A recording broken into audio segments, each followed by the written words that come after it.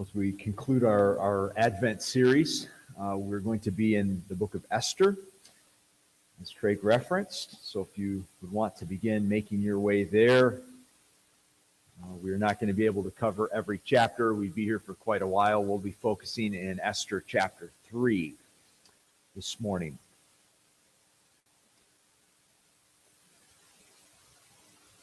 Well, there were 40 students in my Christian high school. We had 7 players on my high school basketball team. I remember one game where 3 of us had fouled out. We ended the game with 4 on the floor. And I was the tallest, which didn't bode well. The Genesee Christian School had a full roster, including 2 6'7" post players. And we were simply overmatched. We could think of lots more scenarios like this, most of which are infinitely more serious, of greater consequence. There is some serious questions right now about whether the church in the Middle East will survive the ISIS reign of terror, the senseless killing, very serious enemy that seems impossible to overcome, right? It's more serious than my high school basketball team. And you can undoubtedly think of situations in your own life where you've been overwhelmed with opposition. Might not be as life-threatening as ISIS, probably more significant than facing a tall opposing basketball team. You might feel that you've been betrayed or opposed in some pretty deep and significant ways by people that you thought were your friends. Maybe it's in the financial arena. You can't get away from your creditors. This huge obstacle in your life. Come to realize that your health concerns aren't going away.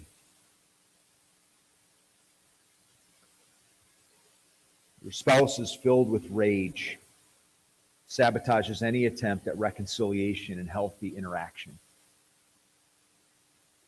Opposition comes in many forms, and oftentimes can feel quite overwhelming. Hard to see beyond it.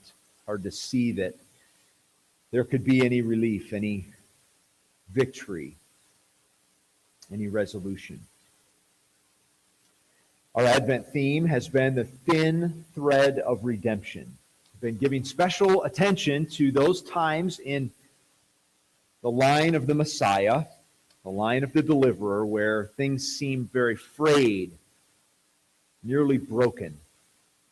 Looking at places where God amazingly preserves the line of the deliverer. And we've traced that line. We noted that God had made a promise to Eve back in the Garden of Eden, right after the fall of man into sin and the curse. And God says, I'm going to send a deliverer, one of your descendants, Eve, one of your offspring will crush the head of the serpent, will make all things right, will be a deliverer. And so we traced it, and we saw it first in Seth. That was the first little thin spot in that line of the deliverer. And then we saw it in Abraham. 100 years old, no children. The line seems to be nearly extinguished. And yet God does a great work there. And then we saw it in Judah, once again, has 3 sons, 2 of which are killed because of their wickedness. All seems nearly lost. But God does a great work and preserves that line. And certainly here in Esther, we encounter another one of those places. The threat here in Esther is not simply against the isolated line of the Messiah, but against the nation as a whole. In this time, the opposition is not simply sinful people, but powerful people. There is overt and active opposition to the plan of God. And so we're going to trace that here in Esther. Because we're only looking at chapter 3 and a few verses in chapter 4, we need to make sure that we create the backdrop here for the story, for the account. And we find that the nation of Israel had found themselves in a very hopeless situation. We first see that they have been divided and weakened until even the southern tribes were taken into exile in Babylon. So this is the period of what is often called the exile. And of course, Israel had been on the decline as a nation. It was a united monarchy, a united kingdom, but that had changed after the reign of Solomon. And so you have the northern portion, which was simply called Israel, and the southern portion, which was called Judah. And at a certain point, Israel, the northern tribes, were carted off into captivity and subdued by foreign powers. And eventually, even the southern tribe of Judah, which had tended to remain more faithful to God, but still they fell into sin, and ultimately they too were taken off into captivity. And so it was a low point for the nation. In the midst of all that, families were separated. Kids were pulled away from moms and dads. Moms and dads were killed in the midst of the fighting. Family lines were nearly extinguished. In some cases, were extinguished. National identity was threatened. So this was a bad time in and of itself. The initial threat had sort of passed. When we step into Esther and the account here, it's really about 100 years after they had been taken into captivity. So, matter of fact, some had even started to return back to Israel. There had been some lifting of some of the restrictions.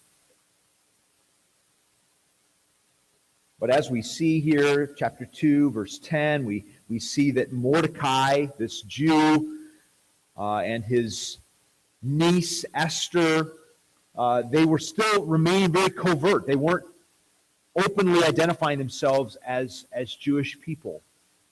There was still some measure of opposition against the Jews. Again, many of the Jews had returned back or migrated back to Israel. We're not sure why Mordecai and Esther remained in Babylon. Some have said this was a sort of a negative mark on their character, that they should have gone back. We don't really know all of those details. For whatever reason, Mordecai and Esther remained in Babylon, and they remained living a rather covert type of existence. We'll also see here that Babylon was unrivaled in wealth and power. These opening chapters make this very clear. The text captures the opulent nature of the Babylonian palace. King Ahasuerus, or some of your translations might say King Xerxes, describing the same person. We're told that he threw a party that lasted, get this, for 6 months. As he would bring in sort of all these different leaders from all of his 127 different provinces, and they would come parading through, maybe on a set schedule, and he would host them and wine and dine them and show them all the beautiful aspects of his kingdom and all the tapestries and all the gems. And this was just this 6-month celebration. And then at the end of the 6 months, he throws another party, a week-long party that was intended for everyone in the city.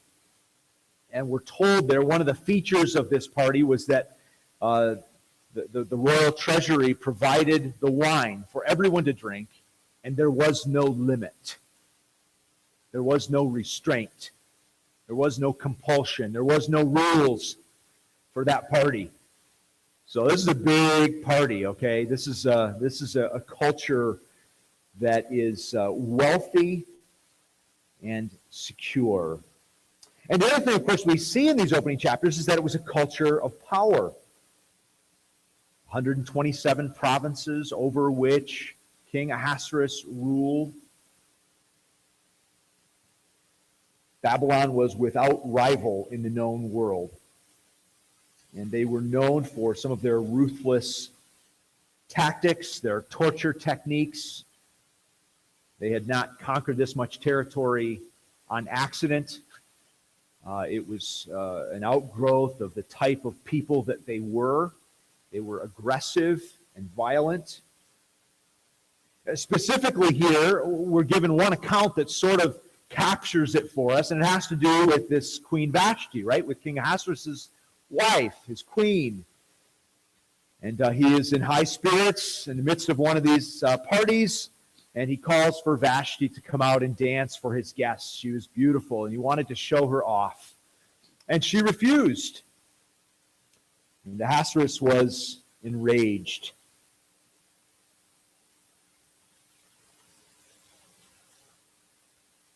Well, not only do we have a culture of power, but we have a king with anger issues.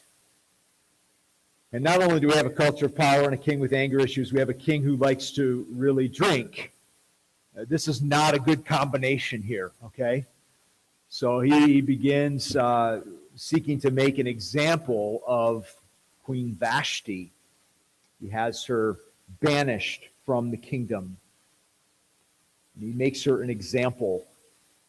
This is the type of culture that Babylon embodied. His law was unflinching. There was no going back. This becomes significant as we come into some other laws that were enacted, because you don't change laws. When the king said it, it stood. Even the king couldn't change it. This is a culture of unflinching power. Insolence, resistance would not be tolerated. So it's sort of this dark cloud that hangs over as the sequence of events moves forward. We're then more formally introduced to Mordecai and Esther. They are Jews, and they are preserved and brought to positions of influence in Babylonian society. So in the midst of all of this, in the midst of the affluence and the power and the intrigues of Babylonian palace life, God sees fit to watch over his people. We know from other texts, looking at Nehemiah and other places like that, that really the Jews flourished in the midst of captivity. God continued to bless them. We have Daniel, right, and his 3 friends who were men of integrity, even though they were Jewish, but they rose to places of great prominence because of their character. And this was true of Mordecai and Esther as well. Mordecai served at the city gate, the text tells us in the opening chapters, which probably would often be an allusion to being in some type of leadership position. That's where business was conducted. So a person who was at the gate, like Lot, later, or earlier rather, in the city of Sodom and Gomorrah, he was connected with leadership in the city. He was a prominent figure, and the same seems to be true here of Mordecai.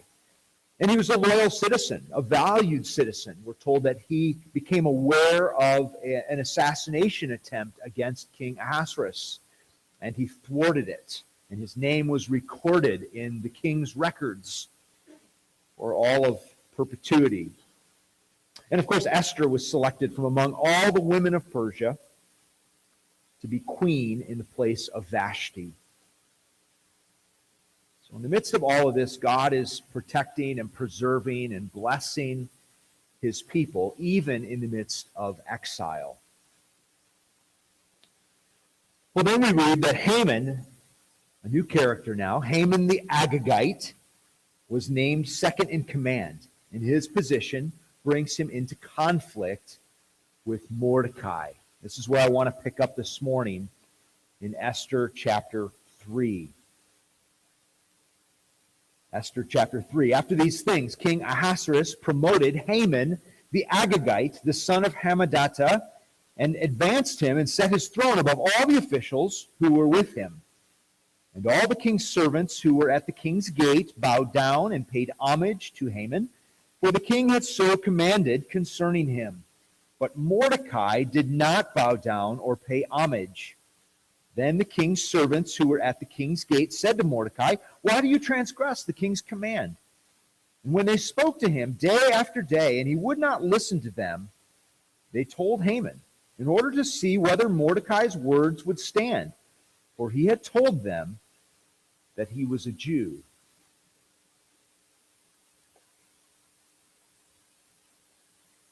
So the king had promoted this Haman. We don't know much about his background or his qualifications, but the king promotes him and gives orders that he is to receive royal honor.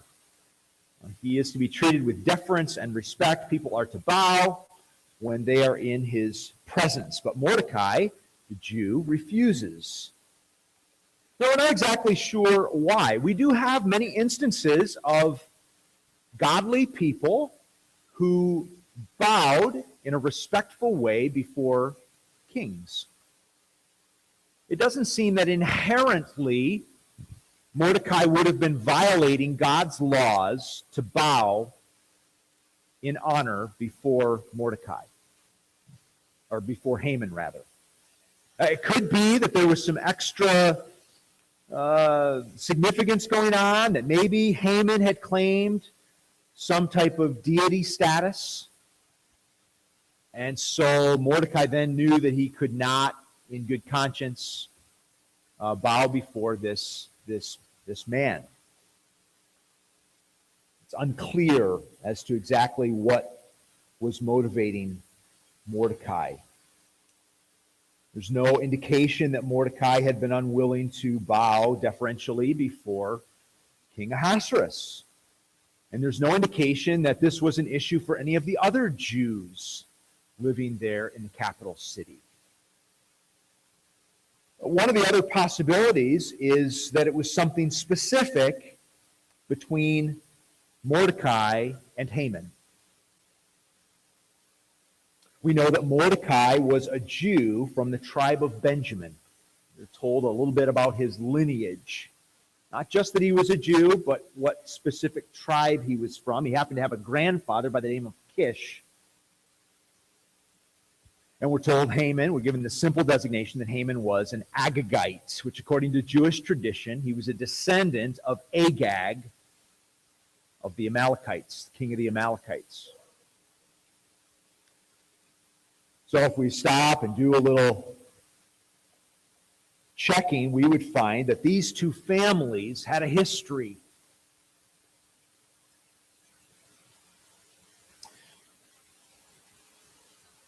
Agag, king of the Amalekites, was subdued by King Saul. Saul was supposed to have killed Agag. That was God's specific command. The Amalekites were under God's curse because of their sin. Saul violated that command. He disobeyed the Lord. And so if Saul would have taken his responsibility seriously, they wouldn't be in this mess. Okay, they wouldn't be dealing with Haman. So we have that little bit of historical connect. That's Haman. He was an Agagite. He was of one of these cursed peoples. And we know that Mordecai, like Saul, was a Benjamite. They were both from the tribe of Benjamin. Matter of fact, Saul's father was Kish. Mordecai had a grandfather by the name of Kish, different Kish. But the text seems to be making these connections for us. We are to think of Mordecai in the vein of Saul. And so these families have history. And it very well could be that Mordecai just knew that as a matter of conviction, he was unwilling to show deference to a sworn enemy of his people, one who was clearly under God's curse. He was urged to recant, just blend in, but he refused. So we feel the tension rising. The terror alert level has just gone up a few notches, all right? This is not good.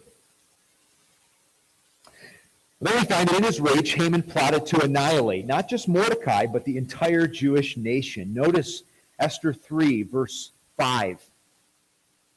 And when Haman saw that Mordecai did not bow down or pay homage to him, Haman was filled with fury. But he disdained to lay hands on Mordecai alone. So as they had made known to him the people of Mordecai, Haman sought to destroy all the Jews, the people of Mordecai, throughout the whole kingdom of Ahasuerus. In the first month, which is the month of Nisan, in the 12th year of King Ahasuerus, they cast Burr, that is, they cast lots before Haman day after day, and they cast it month after month till the 12th month, which is the month of Adar. Then Haman said to King Ahasuerus, "There is a certain people scattered abroad and dispersed among the peoples in all the provinces of your kingdom. Their laws are different from those of every other people, and they do not keep the king's laws, so that it is not to the king's profit to tolerate them.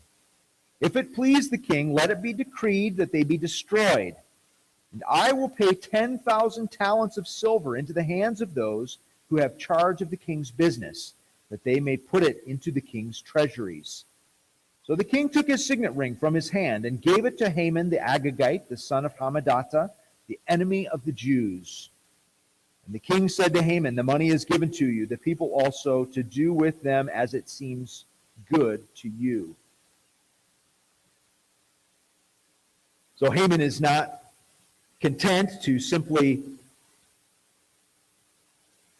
fight against Mordecai, to sort of put Mordecai in his place, to prevail against Mordecai. He is intent on destroying all of Mordecai's people, all of the Jews. He presents the request to the king using a certain amount of duplicity, a few truths sprinkled in, but certainly spinning things to his own advantage. He presents it as being in the best interest of the king. Of course, the king should have discerned that there were other motivations.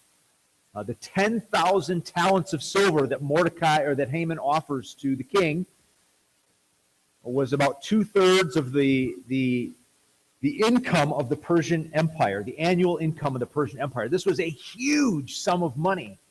Clearly, there was something else going on, some inordinate desire that was percolating in Haman's heart. This was more than just about what was in the best interest of the king. But the king rashly signs off, not realizing that he was sentencing his own queen to death. So the disaster here gets worse, begins to take shape. And then we see that the providential timing of the plot allowed for a response. We read there in those verses that Haman cast lots, and they went down through the various days and the months by casting these dice to determine when exactly this slaughter would take place. And it was set for the 11th month.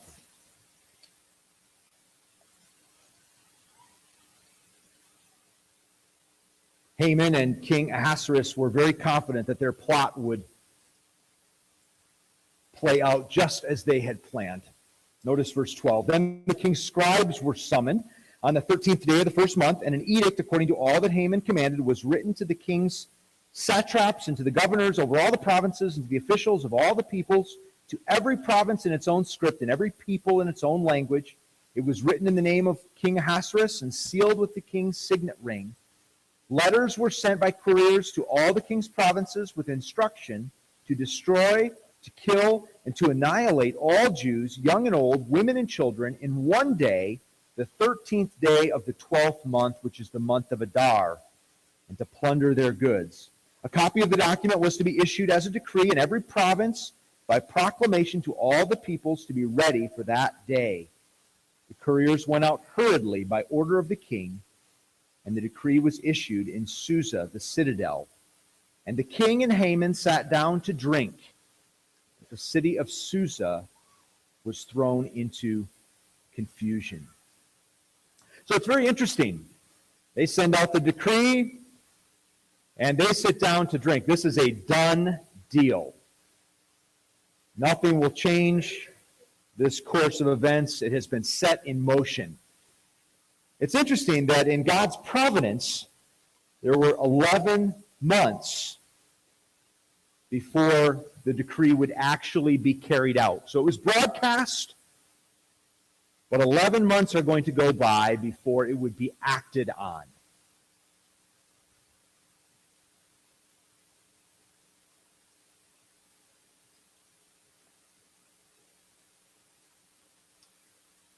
In the midst of this time, Mordecai called on Esther to use her influence with the king, and Haman's plot was thwarted.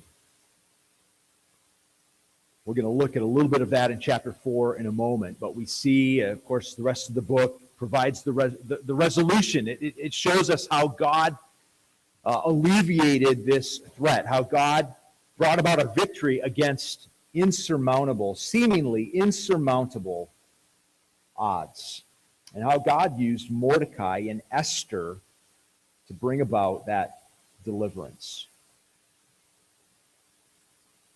That's the tracing of this story, this thin thread of redemption, where the future of the nation, certainly the line of the deliverer, seemed threatened. I want us to pause at this point and think about some of the connections that the text makes for us. It's pointing us to some greater themes. The first theme is Passover. Haman broadcasts this decree on the 13th day of the month of Nisan, which was the day before Passover. So this is making some connections for the people of Israel. Remember that Israel had once been under another oppressive regime, the regime of Pharaoh in Egypt, and they were slaves. And in the midst of that, God brought about a very great deliverance, a deliverance that they would celebrate every year at their greatest festival, the Feast of Passover. They would remember how God delivered them out of that hopeless situation. So here comes the Passover celebration, and at that very time, another great threat manifests itself. We have this sense that Mordecai and Haman are almost mirroring Moses and Pharaoh. Just as the nation was delivered from the immense power of Egypt, so they would be delivered from the immense power of Babylon. So there's foreshadowing that happens here, even in the dates that are given. There's also another ongoing storyline that finds fulfillment here in this text. 500 years previous, as I mentioned earlier, Saul had defeated Agag and the Amalekites. He didn't destroy them like he was supposed to. The account is recorded in 1 Samuel chapter 15. But he subdues them. He subdues the Amalekites. He prevails over them. 300 years before that, we find the prophet Balaam making a pronouncement over the fledgling nation of Israel. This is recorded in Numbers 24, long before King Saul came onto the scene. Israel had just come out of Egypt. They're there in the wilderness. Men and women, young and old, healthy and sick, no weapons. Here they all sit out in the midst of the wilderness, and Balak, the king of Moab, comes and he wants to destroy Israel. And he calls on Balaam to pronounce a curse on Israel. And you know the story. You might know the story. Balaam, instead of pronouncing a curse, pronounces a blessing on Israel. And he says this. I think we have the verse here for you to reference. Numbers 24, verse 7. Water shall flow from his buckets. This is talking about Israel. Water shall flow from his buckets, and his seed shall be in many waters. His king shall be higher than Agag, and his kingdom shall be exalted. God brings him out of Egypt, and is for him like the horns of the wild ox. He shall eat up the nations, his adversaries, and shall break their bones in pieces, and pierce them through with his arrows. And so Balaam says to Balak, king of Moab, I'm sorry, you are not going to prevail over this people. As a matter of fact, this is going to be a powerful people. There's going to be a king that comes from Israel that is going to defeat Agag. Agag seemingly was the deferential title for the Amalekite king, like Pharaoh was in Egypt. And presumably Agag, or Pharaoh of the Amalekites, was one of the most powerful entities at that time. He uses it as this example that this king from Israel is going to be even greater than the king of the Amalekites. He's going to prevail against him. You see it happen to a certain degree in Saul. You see it happen to an even greater degree in Mordecai. And of course, these events, these connections are pointing us ahead to the greatest deliverance that would come in Christ. Jesus was the Passover lamb. There was this Passover in Egypt, and there was this Passover of sorts in Babylon, in which human military leaders were defeated. But there's coming a Passover event in which Jesus would come and would defeat the greatest enemy. Not just physical oppressors, but the oppression of sin. And we see that Jesus comes as a king who would prevail. Saul prevailed against Agag to a degree. Certainly we see Mordecai prevail against Agag and his descendants, but it would be a greater king who would come and prevail against a greater enemy. That would be Jesus, and he would prevail against Satan and the powers of darkness and death itself. So these great victories are part of an ongoing storyline of God's great power and deliverance.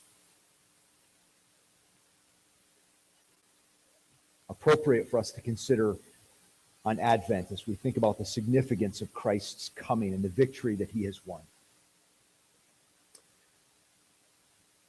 Well, as we close this morning, I want us to think about just a few implications. Some things we would do well to remember when facing insurmountable opposition. We know that God has prevailed through Christ. Certainly some other things that we could take away from this text. The first is this: stop the hopelessness drivel.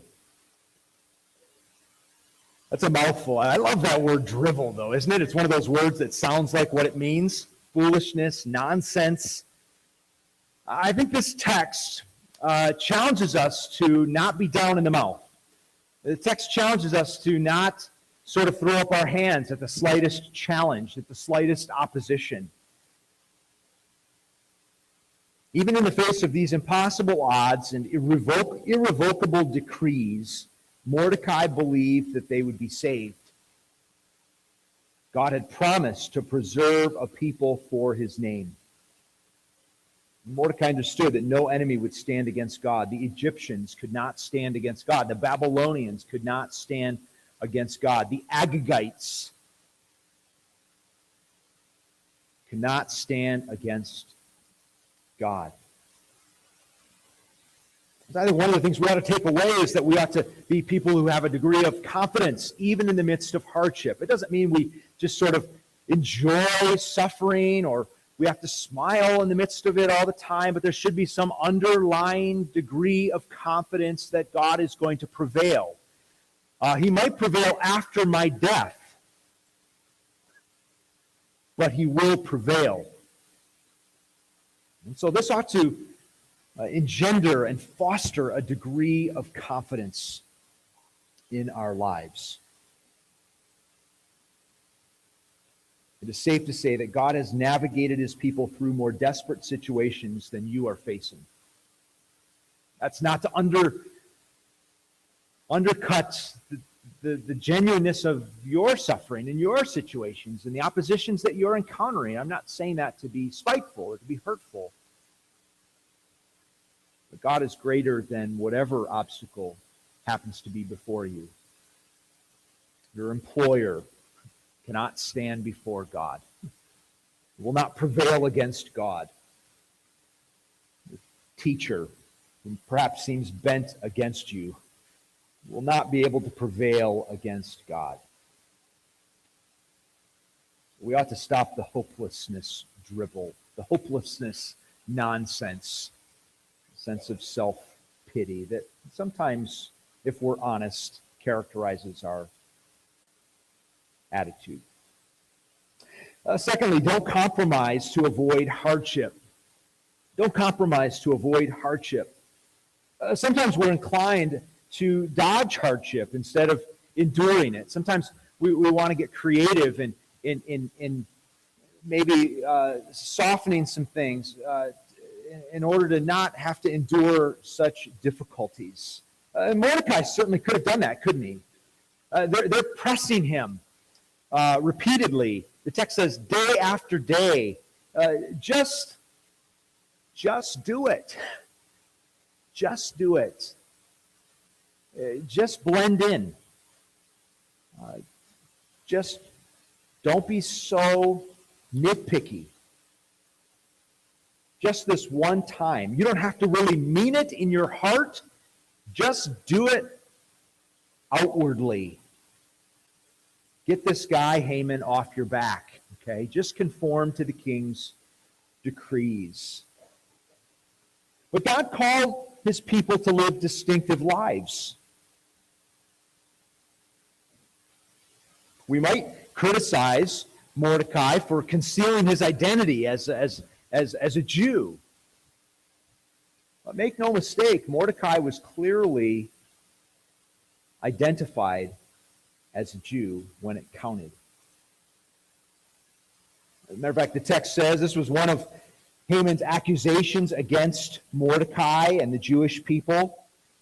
According to verse 8, Haman said to the king Ahasuerus, "There's a certain people scattered abroad and dispersed among the peoples in all the provinces of your kingdom. Their laws are different from those of every other people, and they do not keep the king's laws." They are distinct. They are odd. They are different. The Jews were scattered, but unassimilated. They maintained a self-imposed separateness or exclusiveness.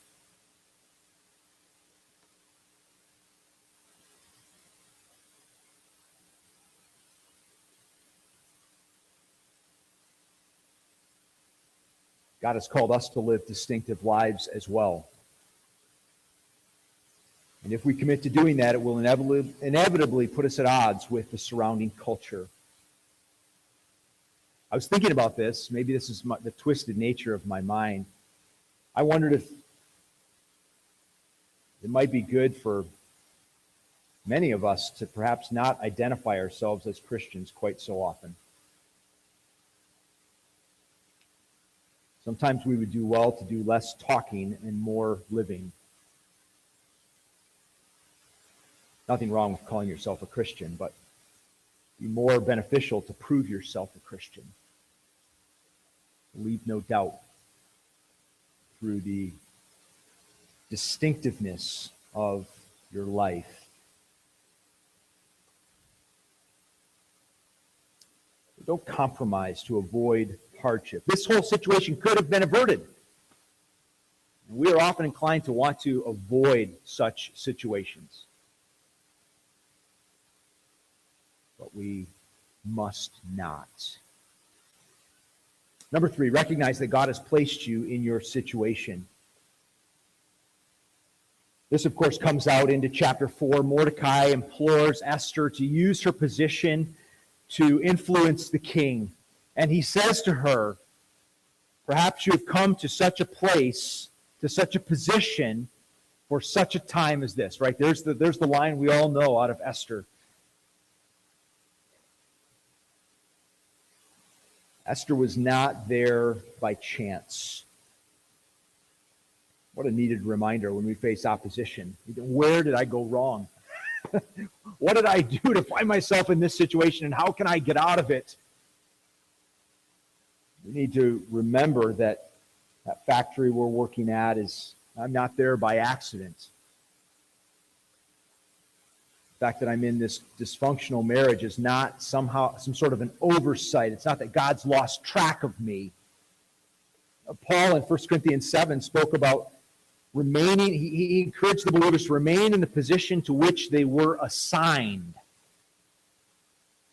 And one of the things he has in mind, he's talking about marriage, but he's talking about slavery even. He says, even if you're in a bad situation, recognize that God has positioned you there. He's assigned you to that particular circumstance. We would do well to remember that when we're facing opposition, when we're in the throes of struggle. Remember that God is sovereignly orchestrating the events of our lives. And finally, embrace the opportunity. Embrace the opportunity. Mordecai makes another interesting statement by way of motivation to Esther. Esther's struggling. She knows that if she goes to the king uninvited, it's this culture of power, right? She might very well be killed. Matter of fact, ultimately she says, I'll go to the king, and if I perish, I perish. So she understood what was at stake here if she went to the king uninvited. So she's struggling with this. And Mordecai says to her, first of all, don't think that you will be spared, even though you're in the palace. Okay? But he also says to her, God will bring, if you don't do it, God will bring deliverance from somewhere else. He says to Esther, in essence, God is going to bring his deliverance. The question is whether you're going to be a part of it. The question is whether God is going to work in spite of you or in concert with you. What a challenge to think about the fact that God's going to accomplish his purposes. The question is whether I'm going to be able to be a part of it. I want to be a part of it. There are many times when I've missed opportunities. I was thinking through opportunities missed, God positioning me in certain places, and I've blown it, and I didn't take advantage of it, and I didn't step out, and I didn't get involved. I say that to my shame. I'm motivated by what Esther was motivated by. She didn't want to miss the opportunity in the midst of the opposition. Sometimes we're so fixated on the opposition that we miss the opportunity. We're so frustrated by the situation. We're so mad at whatever that person is doing against us. We're so embittered. We're so discouraged that we miss the opportunity.